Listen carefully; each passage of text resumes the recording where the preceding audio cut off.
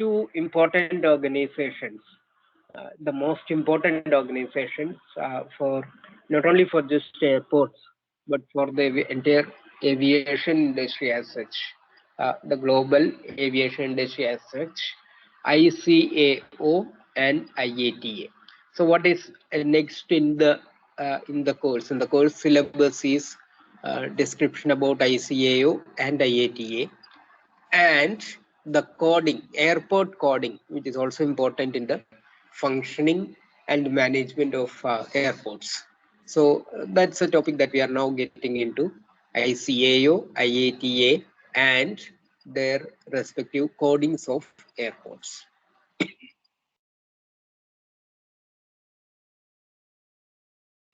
The full forms go as International Air Transport Association, IATA, International Civil Aviation Organization, ICAO. You would have certainly heard about these two. And I'm sure that these two logos are familiar because we get to see them in airports quite often. So, in several places in the airports. So, ICAO and IATA are the two bodies, the two organizations that we are discussing. First, ICAO. ICAO is an organization constituted by UN, United Nations. It's formed as per what is referred to as Chicago Convention in way back in 1947. Actually, the discussion started in 1944. It was finally signed, formally signed, or it came to effect in 1947, which is an international understanding about what should be the various rules and regulations pertaining to the use of airspace, so specific to air transport, and what all should be the rules that each country has to adhere to as long as they are flying passenger aircraft. So it focuses on international harmonization of civil aviation regulations. The importance of it is quite obvious because airspace being commonly shared across nations and air transport being an important means of transport, as well as the safety and the safety or regulations regarding the safety are to be primarily taken into account by the various stakeholders. So there should be some international formal understanding among the various members, which are the states themselves, about the rules and regulations. The whole thing is ICAO as an organization is part of the United Nations system, and various countries are members of it. So each country which is part of it, each state nominates a member. Could be a member, maybe a politician who is from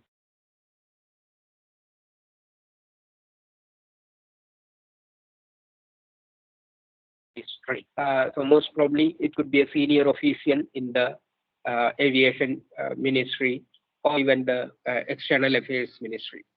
So it depends on the, or rather it's a choice of the nation as to whom to nominate as the member to represent that particular country in ICAO.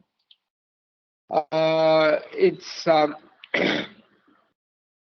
the scope of consideration for ICAO includes all political and technical issues relating to the standards, and the body is responsible for recommending practices that all the member states should stick to, should implement in the respective countries. So rules and regulations which pertain to safety, security, international understanding, environmental considerations, all these come under the purview of the ICAO's function.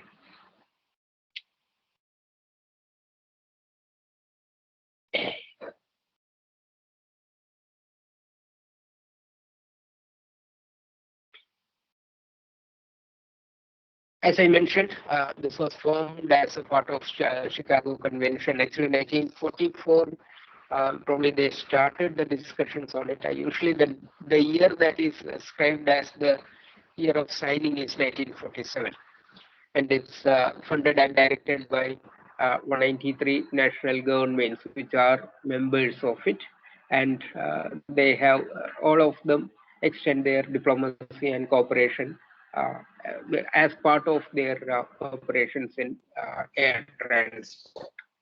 Core function is to maintain an administrative and expert bureaucracy supporting all the diplomatic interactions between the nations.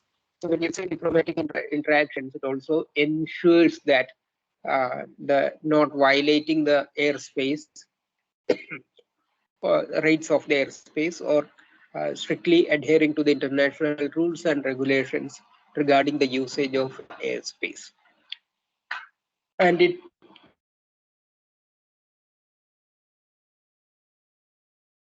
their transparency and keep updating it as required by the needs of the time. And then it has several governing bodies under it: ICAO Assembly and ICAO Council, which have elected members who are supposed to oversee the respective functions. So yeah, as it is obvious, it's an international body.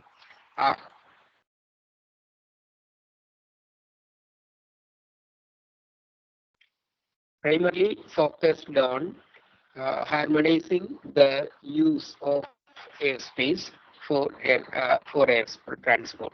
So any regulations, rules, and restrictions regarding environmental issues, etc., will come under the responsibility of ICAO. This I just taken from their website. The vision and mission.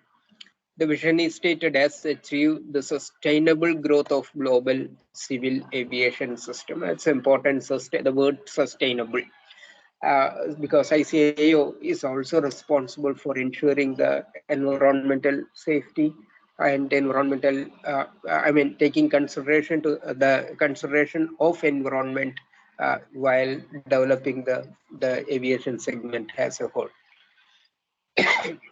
And it's a global body, so global civil aviation system, and it's restricted to civil aviation, not military aircraft and their operation. So the vision is a simple statement: achieve the sustainable growth of the global civil aviation system. Mission is usually how that mission is implemented, how it is achieved, or how it envisages to march towards the accomplishment of that vision. Mission, as I can just read it. I'll just read it verbatim. To serve the global forum of states for international civil aviation, ICAO develops policies and standards, as I mentioned earlier, undertakes compliance audits, performs studies and analysis, provides assistance, and builds aviation capacity through many other activities and the cooperation of its member states and stakeholders. So this is how it envisages to be to march towards achieving its vision. And as you can see there, obviously there is emphasis on developing policies and standards, updating them, and compliance audits. That is to ensure that each member state is strictly adhering to the policies and standards, and then perform studies and analysis which are required to update them from time to time. So all these activities come under the mission of ICAO.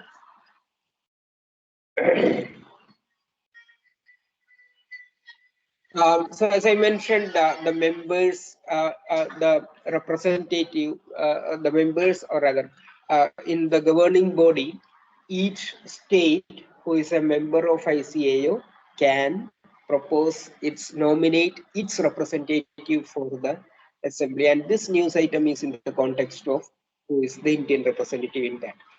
I've just taken a screenshot of Business Standard 2-3 years back, 2019, I believe, which says Shafali Juneja appointed India's representative to ICAO. So she is a senior bureaucrat in the civil aviation organization. She is a secretary under the civil aviation ministry. Sorry, the Ministry of Civil Aviation, which we discussed about yesterday. So she is the one who is currently representing. Actually, this news is dated June 19, and typically the duration for each member is 3 years. So I presume that she continues in that position now. So probably till mid 2022. So she's an IAS officer, etc., secretary, senior bureaucrat in the Ministry of Civil Aviation. So she is the one who represents India in ICAO, Shefali Junaid. So similarly, all the member states will have their representatives in the Council of ICAO. Now coming to IATA, the International Air Transport Association. The main difference is that ICAO is a regulatory body. IATA is more like a trade organization. It's a trade association. That is, it's an association. It's not formed by UN. It's an association of the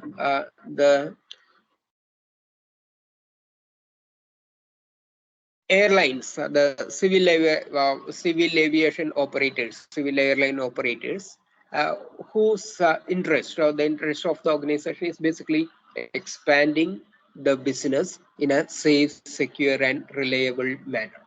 So it's a trade organization which is focused on business. ICAO is an organization which is under UN, and its focus is on standards and policies, their implementation, auditing, etc. IATA is focused on developing the business, air traffic business, ensuring that it progresses safely and in a secure and efficient manner. It's a non-governmental organization. As I mentioned, it's a trade organization, so no government, no direct involvement of the government in that. And it's an industry association of airlines. So the airline owners or their senior members will be members of it. And as opposed to IACA, where the states themselves are members. Here, the state is not a member. The airline operators are members, and it coordinates the adoption of industry standards. So it interfaces strongly with ICAO to ensure that the industry standards are adopted or that subject to the ICAO regulations, and facilitates cooperation between airlines subject to national laws. So each nation may have a different set of laws that pertain to the use of airspace. In adherence to them, IATA makes sure the cooperation between airlines, because remember, their focus is on business, the expansion of business, which requires cooperation between airlines. And as of 2020, 298 airlines were members of IATA and across 120 countries. So 298 airlines are members of IATA. The cooperation, the understanding, and the harmonious development among them, focused on the development of the air traffic business, is the focus of IATA. And remember, airlines are the members, not the states or the state representatives. Again, that the clip that I have below is taken from their site, as what they achieve to, or what they um, consider as their objective. So to improve the understanding of their transport industry among decision makers and increase awareness of the benefits, etc. Advocating for the interests of airlines across the globe.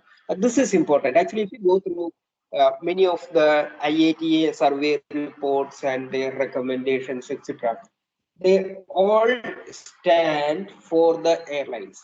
As opposed to that, ICAO stands for the airlines eventually, but then their emphasis is more on what should be the rules, what should be the policy standards, etc. Whereas in IATA reports, you can see the advocacy from the side of the airlines, their perspective. So in many instances, like environmental concerns, etc., you can see slightly conflicting standards between ICAO and IATA. ICAO will be more emphasizing on the sustainability aspect, whereas IATA will also be considering how viable that is from the business perspective, because for them the business is important. So if there are suggestions from ICAO, or there are uh, regulations from ICAO which sort of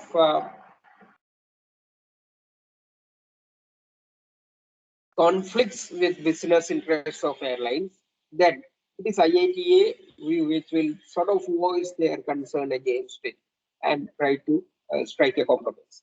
So that's what is meant by the second point: advocating for the interest of airlines across the globe. So the next point is also important. We challenge unreasonable rules and charges. So actually, that's very important actually, because I've seen some reports, detailed reports of IATA, and I've seen mentions where they actually question some of the policies and standards recommended by IACA. So that's what they mean by what they, in their perspective, unreasonable rules. And they hold the regulatory governments to account, strive for sensible regulation. Sensible regulation is also important, because from the business perspective, they consider some of the regulations are not sensible. Actually, the reports give a detailed analysis of why they do not consider it as sensible. So actually, we should understand two things. There are two different perspectives. ICA is a more like an administrative perspective. IATA is a trade perspective, it's a business perspective. So it's natural to have conflicts between the two. At the same time, it's important to have cooperation between the two. IATA certainly cannot operate against the rules and regulations for ICAO.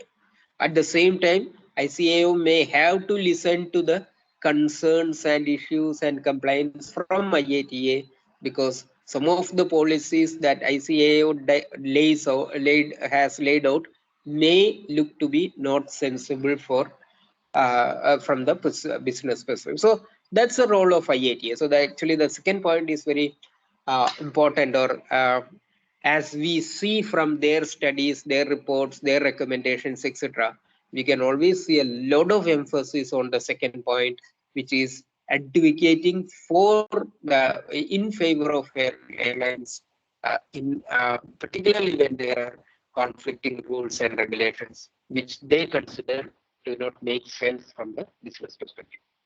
I pause for a while. Any questions or anything that we should discuss? Any comments between the roles and constitutions of the two organizations?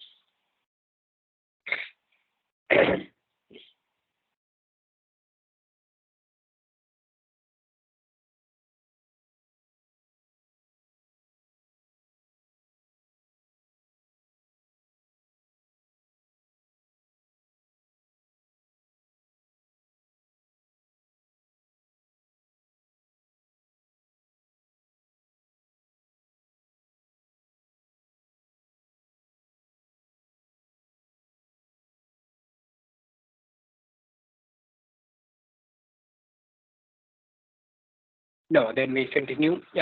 Both these organizations have their head offices, their headquarters in Canada, in the same city, Montreal. So probably they are close to each other, and that's probably from the operational efficiency perspective to have closer interaction. So both of them are headquartered in Montreal, Canada. Both IATA as well as ICAO. Now, related to these two, we move on to the airport identification codes. Both ICAO and IATA have their scheme of coding for airports. So all the airports have these two codes. One is ICAO code and the other is IATA code. So we will try to understand the importance of both of these. First of all, coding is important because we have about 40,000 airports around the world, and there should be some system to identify them.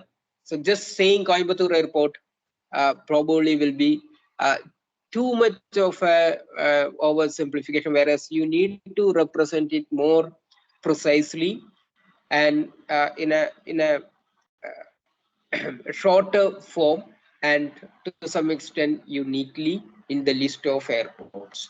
So and it should form a system than just having the name of the airport. So coding is important because you require something more than the name of the city, something more than the name of the city, and something which is different from the name of the city and which is shorter, more abbreviated, and which is more codified. So that's where we have the need for an identification system to identify each airport so that it can be differentiated from the rest. And that's a requirement. And IATA and ICAO identification codes are serve this purpose of identifying the airports. We'll first talk about IATA codes. These are the most obvious ones for the passengers, for the users, because we get to see them everywhere. The moment you step into an airport, or the moment you buy an air ticket, you can see the IATA code for the starting airport, the destination airport, etc. And you can see the same in passenger in your boarding pass. You can see that in the when they put up the security seal, you can see that. And when you check in the luggage, they will again print the destination airport code on that. So all these are invariably IATA codes. For example, this boarding pass that I've just taken a screenshot from there. You can see somebody is traveling from Chennai to Mumbai. So what you see there in the brackets, first one after Chennai is MAA. That is the IATA code for Chennai Airport, and BOM is the code for Mumbai Airport. I guess the main one, that is that Chhatrapati Shivaji Terminus.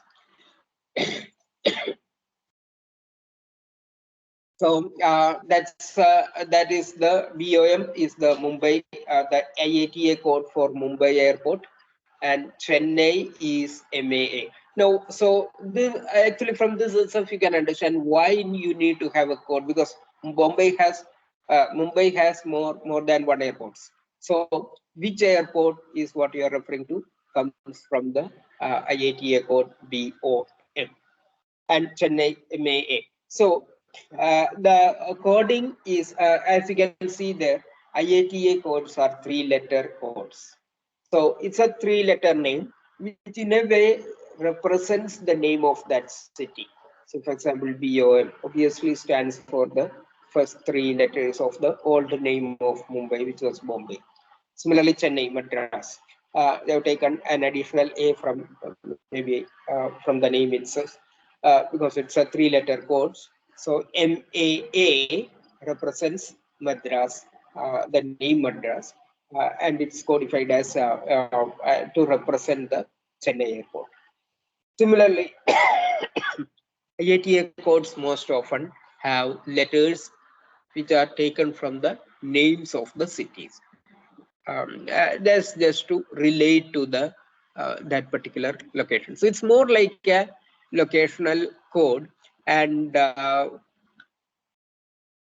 names are conveniently taken or formed without any complicated rules that govern the choice of letters, etc. But once they are taken, they are codified forever. So it's like put that as the system for that particular airport.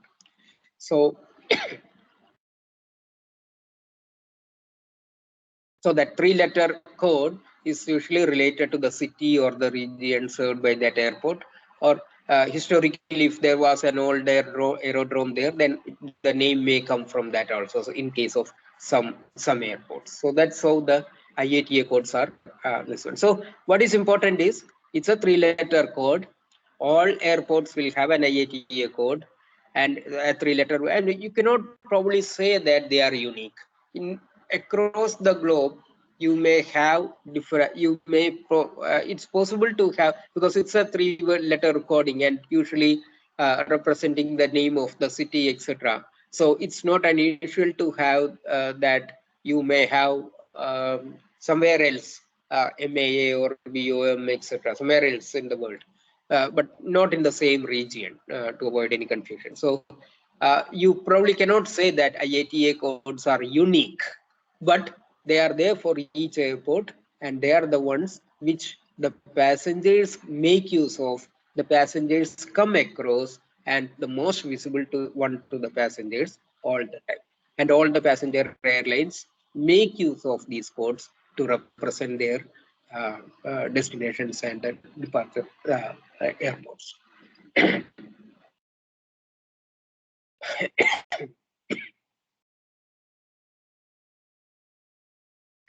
Now, as opposed to this, ICAO codes are more systematic, and they follow certain rules, certain system in the code, in making the codes.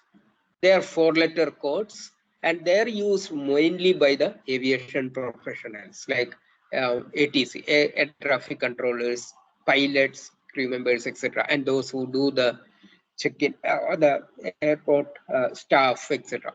They usually refer to the airports more often using ICAO in their communications, because this is unique. ICAO codes are unique, and they are more systematically representing the location and the uniqueness of that particular airport. So in addition to being a code that represents the airport, it also gives a clue as to the exact location, the region where it is.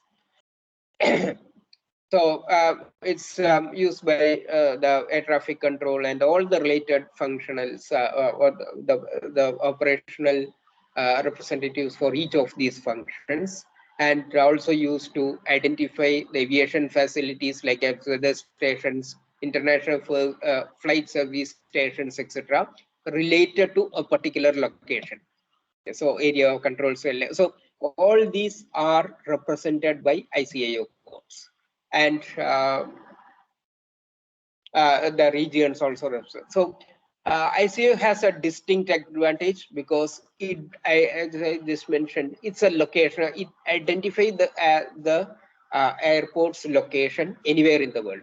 Now, when I say this, when I mentioned about IATA, I said that it usually represents, it is locational in the sense that it has wordings like BOM, MAA. BOM represents Bombay, MAA represents Madras, etc. So that locational element is there in that. But apart from the similarity in the name, it does not systematically identify an airport's location. So if I don't know where Madras is, or if I don't know what MAA stands for, then there is no way that I just by looking at MAA, I, as an aviation professional, I cannot make out where this is going to be. Whereas ICAO is not like that. In that, there are indicators to which location or which region does that airport belong to. So we'll see how that coding is done. um, I mentioned that there are 4 letters actually. So the first letter will be indicating a region in a continent. So if it's if that region is fairly big, probably they may use 1 or 2 this ones for that region, the country itself. But typically, a region in a continent, say for example, in Asia, India and Sri Lanka, the South Asia, what do you call it? South Asian region will have a common letter which is designated, and that will be the first letter. So first letter indicates a region within a continent. Second is a country within that region, so which will be sort of unique to that particular country. And the remaining 2 letters, third and fourth, will be to a particular airport in that country. So this is the coding that is followed in ICAO. The first letter, a region in a continent, second, the country in that region, and third and fourth used to designate a particular airport in that country. So it's a systematic way by which a unique code will be given to each airport in the world. I will try to understand that with some examples. I think I'll stop here now. Probably we'll continue this. Actually, we'll continue this in the afternoon. We'll complete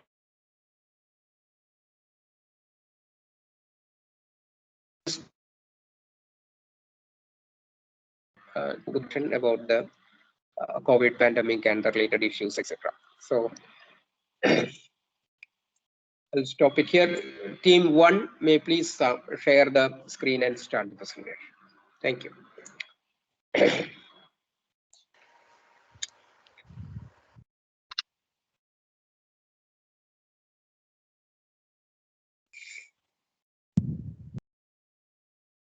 The slide is visible. You can start. Am I audible? Is it already on this one? You're audible as well. Is it already yes. on slideshow? Yes, sir. It is. Please carry on. Good morning to all present here. We're Team 1 and we're here to present on the impact of COVID-19 on the aviation industry. The coronavirus outbreak has been highly disruptive for the aviation sector, and it has been threatening the survival and the sustainability of airlines. And the pandemic has estimated to cost the largest global recession since the severe world economic downturn in the 1930s, that is the Great Depression. And now millions of people are falling into poverty due to job loss, etc.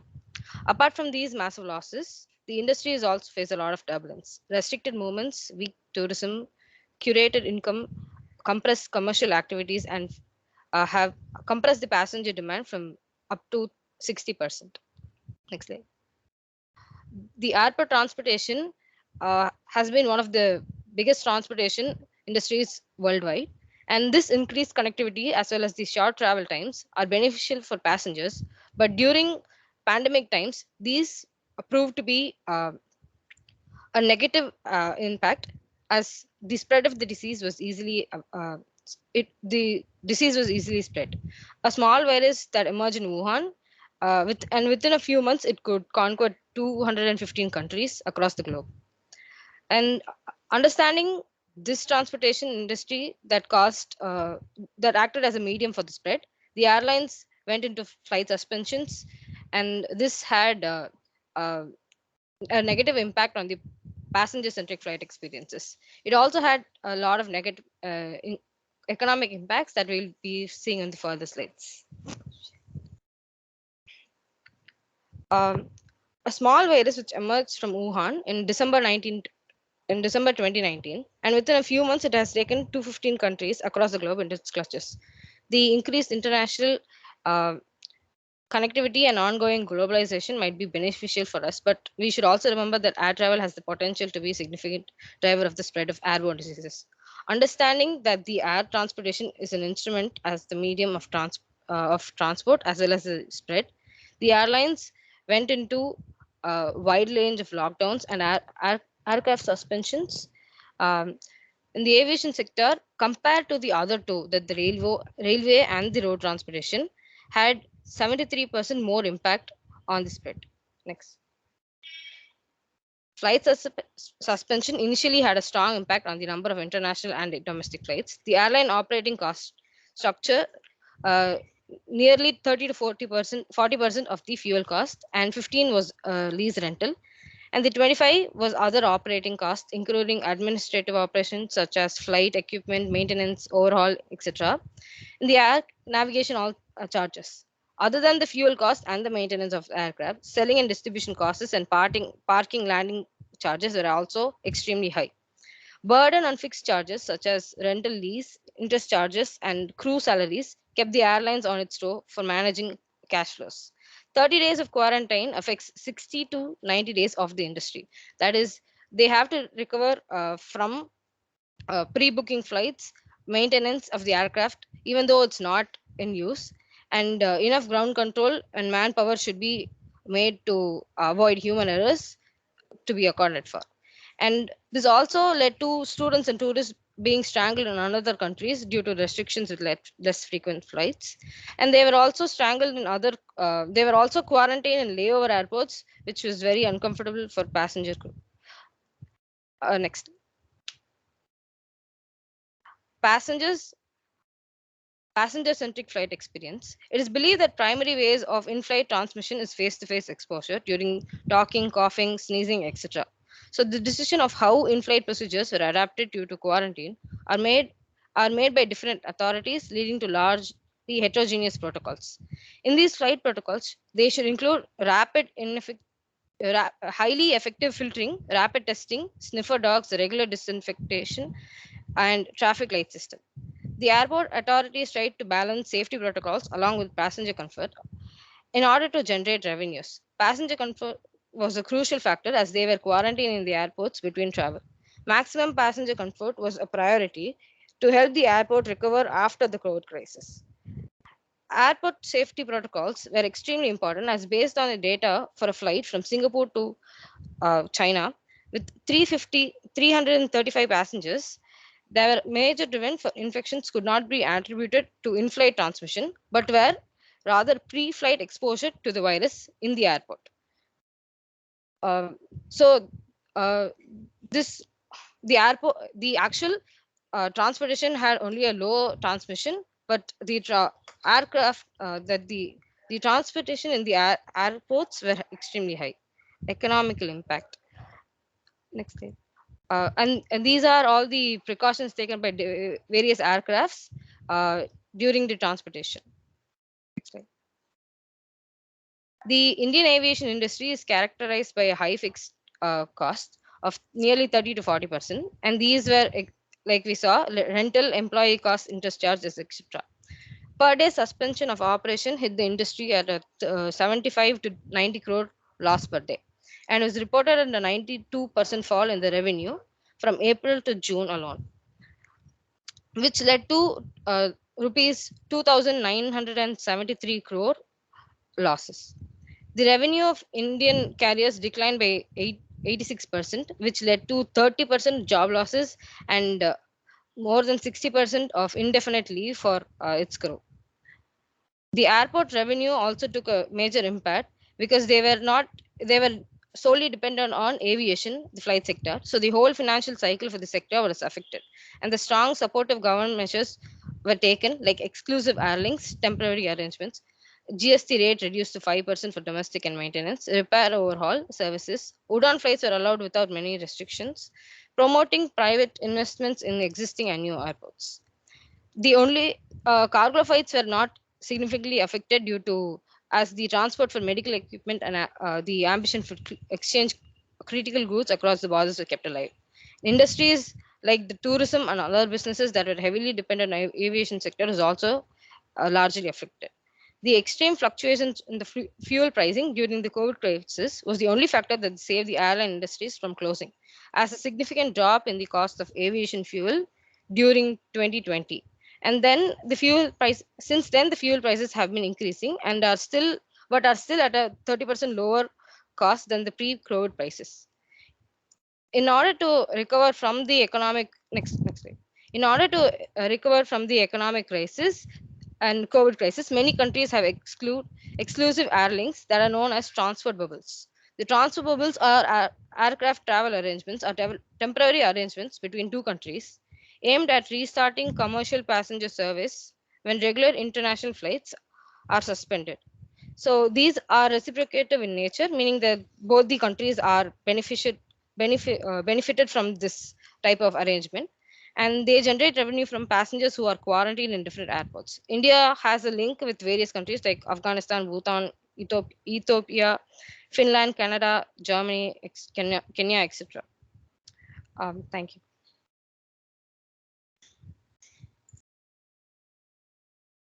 Okay, good presentation actually.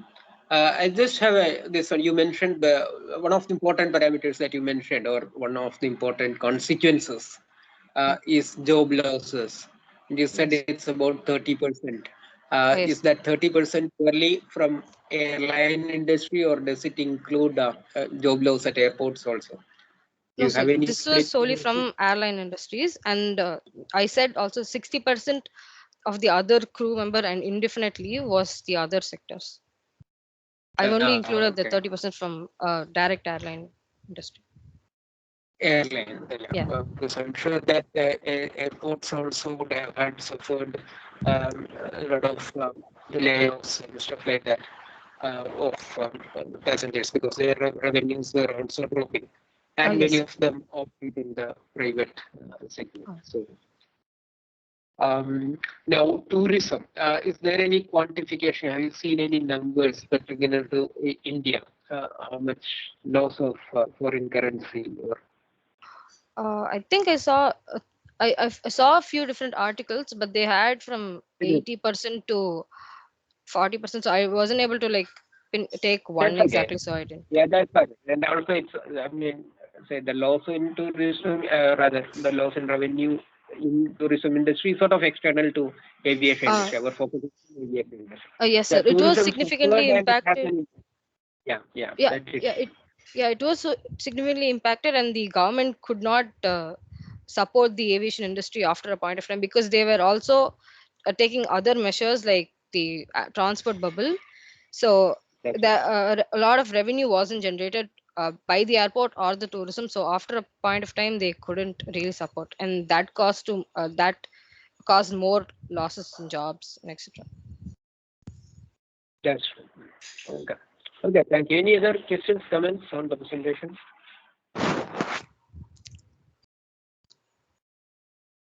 No. Okay, then we'll quickly go to the next one. Team 2 Thanks. can also give the question. Team 2 can Yes, share sir. them. Good morning, sir. Good morning.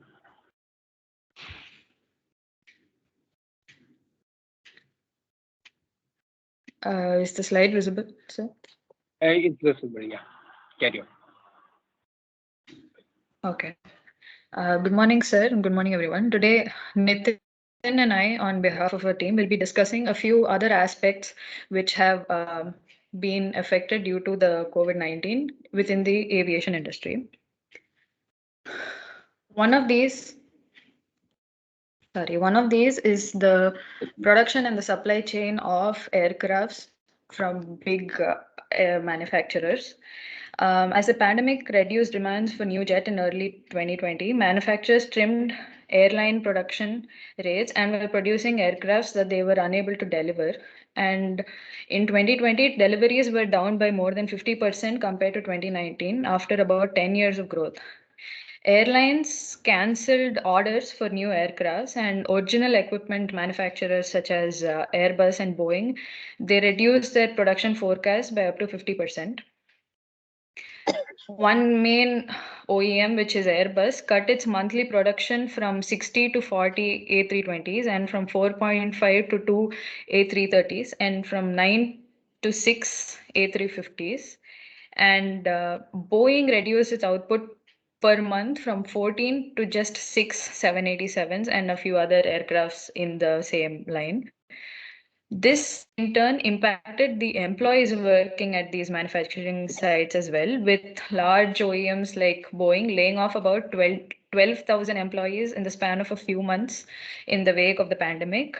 Later in the year, the company had estimated that they would have 19% fewer employees than the pre-pandemic workforce. But on the other hand, with the need for passenger aircrafts dwindling rapidly, the demand for cargo carrying freighters took a rise. Nearly 46,400 special cargo flights transported about 1.5 million tons of cargo, which were mostly medical equipment, to different areas in need during the height of the pandemic response. Another aspect, Akshay had discussed, which was increased during the wake of the pandemic, was the cancellation of flights. As a means to curb the further spread of the virus between various countries, the peak of the first wave of the pandemic saw the cancellation of all domestic and international flights in almost every country. This resulted in an extremely hard hit for airlines, with passenger traffic slumped due to these global and regional air travel restrictions. As you can see the data here, by April of 2020, about 80% of the flight movements were restricted across all regions in the world. This directly impacted again the number of jobs in the aviation industry, with about 10% decrease in the aircraft related jobs. The data given here, which is the 7,900 aviation jobs in the year 2020 to 2021, is solely for India. So is the 13,000 jobs in the ground handling staff, which were lost in the same time frame.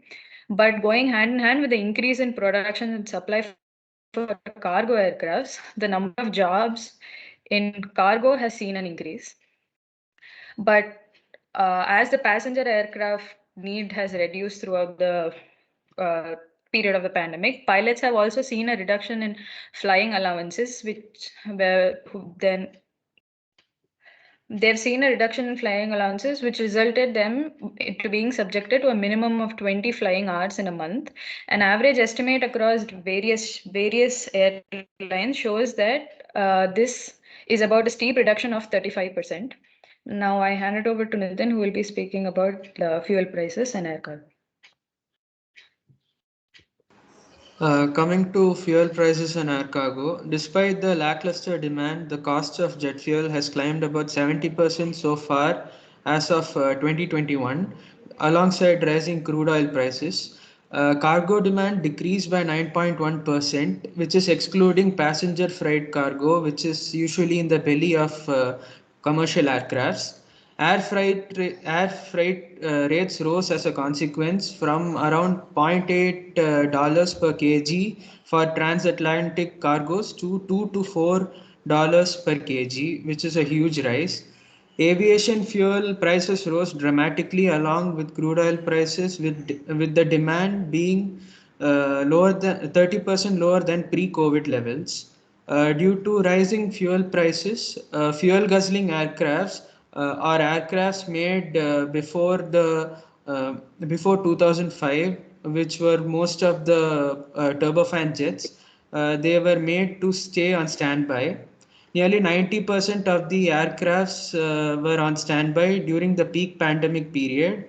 Many airlines were forced to convert passenger aircrafts to cargo aircrafts to attain at least a little bit of profit to keep the business running. Next slide.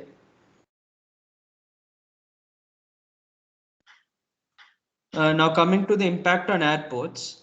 For example, regional airports in UK had expansion plans which were valued at around 1 billion, but due to the pandemic, they had to be closed down.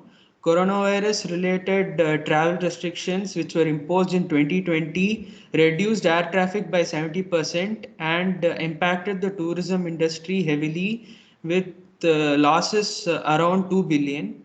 Coming to the second quarter of 2020, for example, in Dubai International Airport, coronavirus transmission was said to be really high, as from India to Dubai, it was considered to be an air travel bubble. Runways and taxiways were closed in most domestic and international hubs all over the world.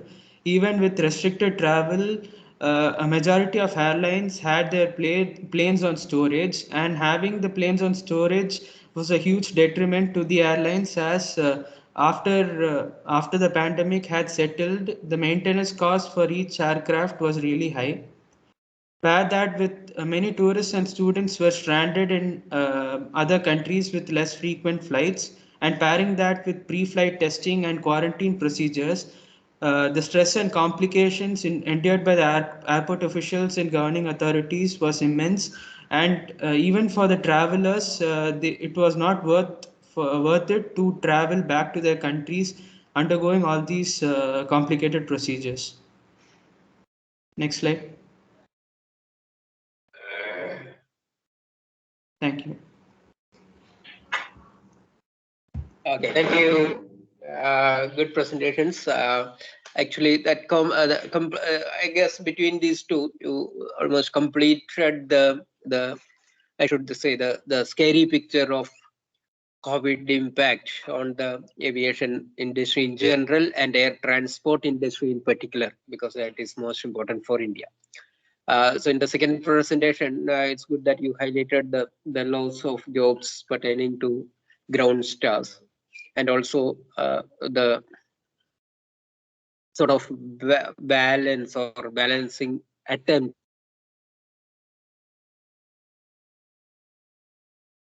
business on the cargo side and the loss of business on the passenger air traffic. So good one. Anybody has any questions or comments? You can.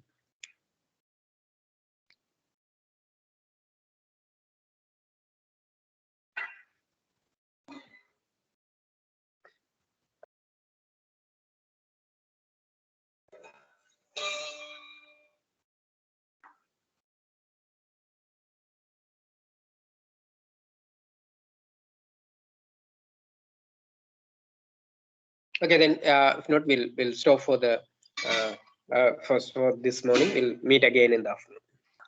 Thank you. Thanks to all of you. Bye. Thank you, sir. Thank you, sir. Thank you, sir.